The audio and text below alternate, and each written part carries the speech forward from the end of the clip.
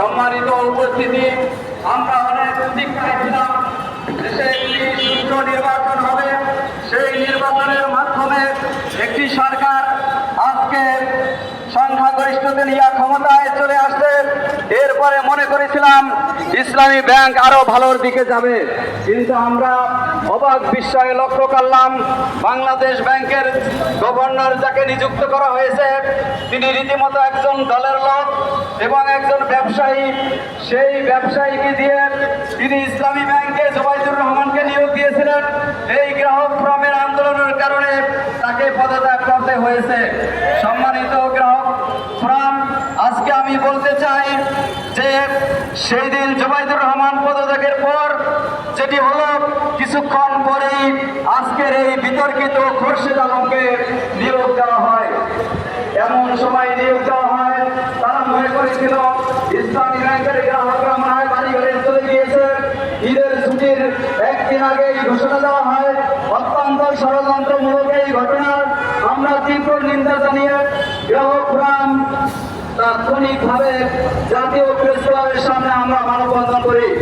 আমি সর্বশেষ যে কথাটা বলতে চাই, আমরা সেদিন মানববন্ধনের সকল দাঁড়িয়ে বলেছিলাম আগামী 1 তারিখ খোরশেদ আলমকে যদি চেয়ারম্যানের চেয়ারে বসতে হয় তাহলে ইসলামী ব্যাংকের 3 কোটি গ্রাহকের রক্তের উপর দিয়ে বসতে হবে। সম্মানিত দেশবাসী, জনতা, আজকে আমরা বলতে চাই গতকাল সেই 1 জুন আমরা যে কথা বলেছিলাম গ্রাহক ফোরাম সেই কথা কিন্তু রেখেছে।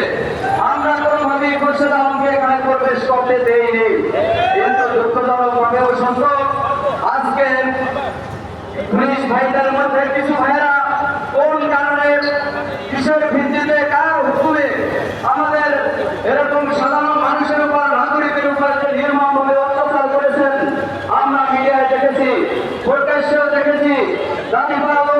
দাড়ি পাকা লোক মুরব্বী মানুষ তাদেরকে পিটিয়ে আহত করা হয়েছে, হসপিটালে অনেক লোক কাটাচ্ছে। আমরা আজকে এই শুরুতেই বলে দিতে চাই, আজকের যদি কোনো মহল পুলিশ থেকে শুরু করে সরকারের কোনো বাহিনী যদি আজকে এই সাধারণ মানুষের উপর কোনো নির্যাতন চায় তাহলে গ্রাহক ফোরাম কিন্তু বসে থাকবে না।